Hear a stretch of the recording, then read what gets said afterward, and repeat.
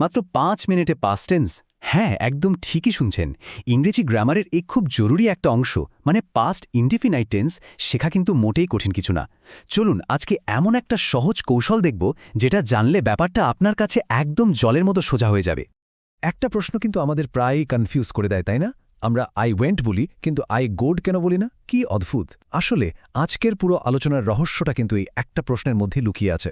আর কথা দিচ্ছি, এই আলোচনাটা শেষ হলে আপনি শুধু এর উত্তরই জানবেন না, এই ভুলটা জীবনেও আর করবেন না।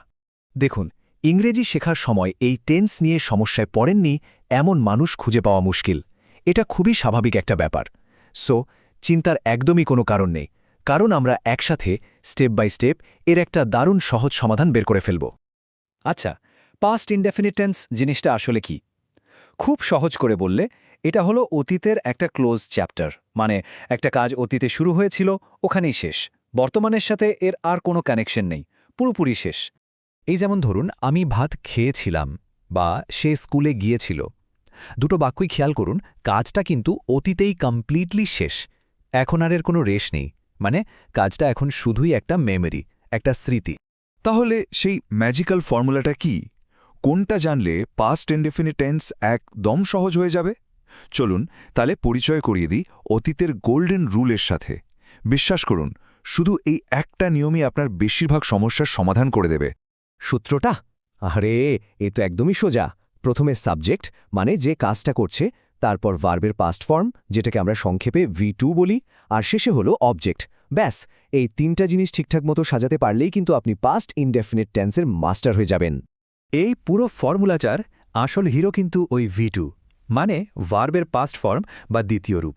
যেমন গো হয়ে যায় ওয়েন্ট, ইট হয়ে যায় এট। পাস্ট ইনডেফিনিট টেন্সে পজিটিভ বাক্য বানাতে হলে আপনাকে সবসময় এই V2কেই ব্যবহার করতে হবে, একে ভুললে চলবে না। খেয়াল করে দেখুন তো, প্রত্যেকটা সেন্টেন্সে ভার্বটা কিন্তু তার রূপ বদলে ফেলেছে। প্লে হয়ে গেছে প্লেড, ওয়াচ হয়েছে ওয়াচড। আর মজার ব্যাপার হলো, সাবজেক্ট আই হোক, হি হোক বা শি হোক, ভার্ব কিন্তু সব জায়গায় V2 ফর্মেই বসছে। নিয়মটা আসলেই খুব সহজ, তাই না? ওকে, পজিটিভ বা হ্যাঁবোধক বাক্য বানানো তো আমরা শিখে গেলাম, কিন্তু আসল মজাটা তো শুরু হয় যখন নেগেটিভ বা প্রশ্নবোধক বাক্য বানাতে হয়, তাই না? ওখানেই কিন্তু একটু চ্যালেঞ্জ থাকে। চলুন এবার সেই দুটি সহজ কৌশল বা ট্রিক শিখে নিই, যেটা জানলে এই কাজটাও একদম সোজা হয়ে যাবে। নেগেটিভ বাক্যের জন্য আমাদের একজন স্পেশাল বন্ধু আছে, তার নাম হল ডিড নট। সাবজেক্টের পরেই একে বসিয়ে দিলেই বাক্যটা নেগেটিভ হয়ে যায়। কিন্তু এখানে একটা খুব জরুরি ব্যাপার আছে।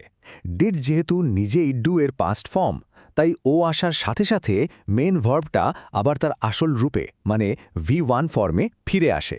এটা কিন্তু মনে রাখতেই হবে। এই তুলনাটা একবার দেখুন, ডিড নট আসার সাথে সাথেই কি হলো?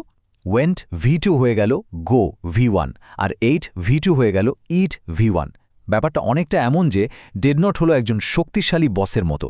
সে আসার সাথে সাথে মেইন ভার্বকে তার বেস ফর্মে ফিরে যেতেই হয়। এই নিয়মটা কিন্তু খুব খুব জরুরি। প্রশ্ন করার নিয়মটা আরও সোজা। এখানেও আমাদের বন্ধু ডিড সাহায্য করবে। জাস্ট বাক্যটা ডিড দিয়ে শুরু করুন, আর নেগেটিভ বাক্যের মতো এখানেও কিন্তু মেইন ভার্বটা তার V1 ফর্মে থাকবে, কারণ ডিড নিজেই তো পাস্ট টেন্সের কথা বলে দিচ্ছে, তাই না? উদাহরণগুলো দেখুন তো। ডিড দে গো বা ডিড শি ইট রাইস, দুটো ক্ষেত্রেই কিন্তু ডিড আসার ফলে মেন ভার্ব গো আর ইট তাদের V1 ফর্মে আছে। ওয়েন্ট বা এইট কিন্তু বসেনি। আর এই ধরনের প্রশ্নের উত্তরও খুব সহজ, সাধারণত হ্যাঁ বা না দিয়েই দেয়া যায়। আচ্ছা, নিয়ম তো অনেক শেখা হলো, কিন্তু আসল কথা হলো এগুলোকে বাস্তবে ব্যবহার করতে পারা। চলুন এবার সবকিছু একসাথে মিলিয়ে দেখি একটা রিয়েল লাইফ সিচুয়েশনে এই নিয়মগুলো কিভাবে কাজ করে।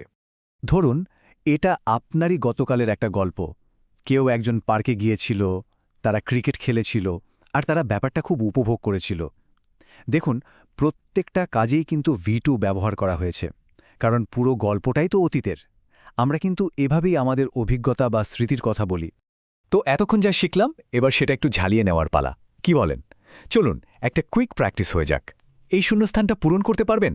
শি ইট ম্যাঙ্গো, কি হবে ইট ভার্বটার সঠিক পাস্ট ফর্ম? যারা এইট ভেবেছেন, এক কথায় অসাধারণ, একদম সঠিক উত্তর।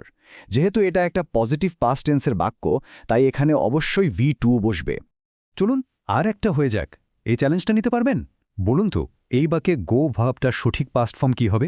I blank to school. Brilliant! উত্তরটা হলো ওয়েন্ট, কারণ এটাও একটা পজিটিভ পাস্ট টেন্সের বাক্য। আমি একদম নিশ্চিত নিয়মটা এখন আপনাদের কাছে পুরোপুরি পরিষ্কার। আমরা প্রায় একদম শেষে চলে এসেছি। এখন সময় হলো যা কিছু শিখলাম সেটাকে নিজের জীবনে কাজে লাগানোর। ফাইনাল চ্যালেঞ্জের জন্য রেডি তো? এবার পালা আপনার। গতকাল আপনার সাথে ঘটেছে এমন যে কোনো একটা ঘটনা মনে করুন, আর সেটাকে আমাদের সেই গোল্ডেন রুলটা মানে subject plus V2 plus object ব্যবহার করে ইংরেজিতে বলার চেষ্টা করুন। যেমন আই ওয়াচড আ মুভি বা আই রেড এ বুক।